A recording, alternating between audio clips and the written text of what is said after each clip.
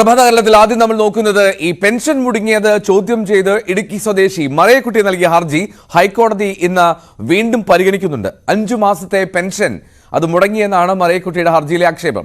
ഹർജിയിൽ ഹൈക്കോടതി സർക്കാരിന്റെയും അടിമാലി ഗ്രാമപഞ്ചായത്തിന്റെയും വിശദീകരണം തേടിയിരുന്നു. ഹർജി ഇന്നലെ പരിഗണിച്ച ജസ്റ്റിസ് ദേവൻ രാമചന്ദ്രൻ അധ്യക്ഷനായ ബെഞ്ച് സർക്കാർ നടപടിയെ രൂക്ഷമായി വിമർശിച്ചു.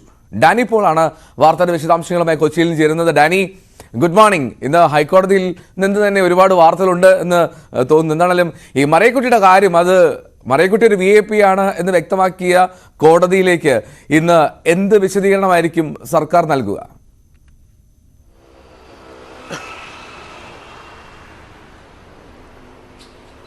എന്തോ ഗുഡ് മോർണിംഗ്. സൂചിപ്പിച്ചതുപോലെ ഇന്ന് ഹൈക്കോടതിയിൽ കുറേ അധികം വാർത്തകൾ അല്ലെങ്കിൽ വലിയ വിഷയങ്ങൾ പരിഗണിക്കപ്പെടുന്ന ദിവസം തന്നെയാണ്. വാർത്താ പ്രാധാന്യമുള്ള വിഷയങ്ങൾ പരിഗണിക്കപ്പെടുന്ന ദിവസം തന്നെയാണ്. മറയക്കുട്ടി അവരുടെ ഹർജിയിലേക്ക് വരികയാണെങ്കിൽ ഇന്നലെ ജസ്റ്റിസ് ദേവൻ രാമചന്ദ്രൻ്റെ ബെഞ്ചിൽ നിന്ന് വളരെയധികം വിമർശനങ്ങൾ സർക്കാരിന് കേൾക്കേണ്ടി വന്നു. പ്രത്യേകിച്ച് ഈ മറയക്കുട്ടി ഒരു VIP ആണ്, കോടതിക്ക് VIP ആണ് എന്ന് കൃത്യമായിട്ട് തന്നെ ജസ്റ്റിസ് ദേവൻ രാമചന്ദ്രൻ പരാമർശിച്ചു എന്നതാണ്. കാരണം ഇവരെ ഒരു സർക്കാരിൻ്റെ മുന്നിൽ അല്ലെങ്കിൽ മറ്റുള്ളവരുടെ മുന്നിൽ അത് വളരെ നിസ്സാരക്കാരെ ഒരുപക്ഷെ കണ്ടേക്കാം. പക്ഷെ കോടതിക്ക് അങ്ങനെയല്ല. കോടതി വളരെ ഗൗരവമേറിയ വിഷയമായിട്ട് തന്നെ ഇത് കാണുന്നു.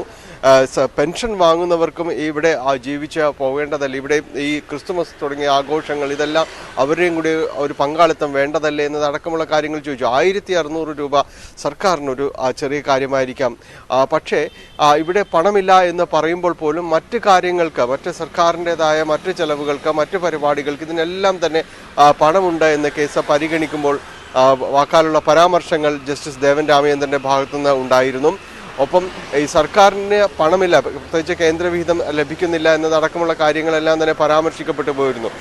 മറയക്കുട്ടി നൽകിയ ഹർജിയിലും ഇത് സൂചിപ്പിച്ചിരുന്ന കാര്യം പെൻഷൻ നൽകുന്നതിന് ഒരു തടസ്സവും സർക്കാരിന് മുന്നിലില്ല എന്നാണ് അവർ ചൂണ്ടിക്കാണിച്ചത്. കാരണം ഇതിൽ കേന്ദ്രവിഹിതമായ തുക ലഭിക്കുന്നുണ്ട്, മധ്യ സെസ്സിൽ നിന്നുള്ള തുക ലഭിക്കുന്നുണ്ട്. അതുകൊണ്ട് ഈ പണം ലഭിക്കാതിരിക്കുന്നതിന് എന്താണ് കാരണം, അങ്ങനെ മുടങ്ങേണ്ട ഒരു സാഹചര്യം ഇല്ല എന്നതടക്കമുള്ള കാര്യങ്ങൾ ഇവർ ചൂണ്ടിക്കാണിച്ചത്. അത് ഏതാണ്ട് ശരിവെച്ച രീതിയിൽ തന്നെയാണ് കാര്യങ്ങൾ നിരീക്ഷിച്ചുകൊണ്ട് കോടതിയുടെ ഭാഗത്തു നിന്നുള്ള പരാമർശങ്ങൾ ഉണ്ടായത്. ഇനി സർക്കാർ ഇതിന് എന്ത് മറുപടി നൽകുന്നു എന്നതാണ്. കാരണം ഇത്തരം കാര്യങ്ങളിൽ എന്ത് വീഴ്ച വന്നു, അല്ലെങ്കിൽ എന്താണ് ഇതിൽ പെൻഷൻ കിട്ടാതെ പോയതിനിടയാക്കിയ കാരണങ്ങൾ എന്തൊക്കെയാണ് എന്നതായിരിക്കും ഇനി സർക്കാരിൻ്റെ തിരിച്ച് ബോധിപ്പിക്കാനുള്ളത്.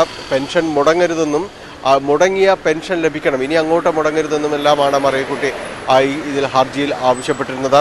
എന്തായാലും വലിയ രീതിയിൽ കഴിഞ്ഞ കുറേ നാളുകളായി ചർച്ച ചെയ്യുന്ന മറയക്കുട്ടിയുടെ സമരവും കാര്യങ്ങളുമെല്ലാം തന്നെ ചർച്ച ചെയ്യപ്പെട്ടിരിക്കുന്നു. ഒരു ഭാഗത്ത് അത് രാഷ്ട്രീയ പ്രേരിതം എന്ന് പറയുമ്പോൾ മറുഭാഗത്ത് വലിയ രീതിയിലുള്ളൊരു പിന്തുണ അവർക്ക് ഒപ്പമുണ്ടായിരുന്നു. കാരണം ഇതൊരു കൃത്യമായ രീതിയിലുള്ളൊരു സമരമാണ് എന്നതടക്കമുള്ള കാര്യങ്ങൾ, ഒരു വയോധിക അവരുടെ ഒരു ആവശ്യം കിട്ടിക്കൊണ്ടിരുന്ന സർക്കാരിൽ നിന്ന് ലഭ്യമായിക്കൊണ്ടിരുന്ന ഒരു ആനുകൂല്യം അത് ഇല്ലാതാകുന്നു. അതെല്ലാം ചൂണ്ടിക്കാണിച്ചുകൊണ്ടാണ് അവർ ന്യായമായ രീതിയിൽ സമരം ചെയ്യുന്നു എന്നതടക്കമുള്ള ഒരു പൊതു വിലയിരുത്തൽ സമൂഹത്തിൻ്റെ ഭാഗത്തുണ്ടായിരുന്നു. കോടതിക്ക് മുന്നിലേക്ക് എത്തുമ്പോഴും അതേ രീതിയിൽ തന്നെ ഈ സമൂഹത്തിൽ എല്ലാവരും പലരും ചിന്തിച്ച പോലെ തന്നെ, ഭൂരിപക്ഷം പേരും ചിന്തിച്ച പോലെ അതിനോടൊപ്പം തന്നെ നിന്നുകൊണ്ടാണ് കോടതിയും പറഞ്ഞത്. അതോടൊപ്പം തന്നെ കോടതി പറഞ്ഞിരിക്കുന്ന കാര്യം കോടതിക്ക് മറയക്കുട്ടി VIP തന്നെയാണ് എന്ന കൃത്യമായ രീതിയിൽ കൃത്യമായ ഒരു സന്ദേശമാണ് നൽകിയിരിക്കുന്നത്.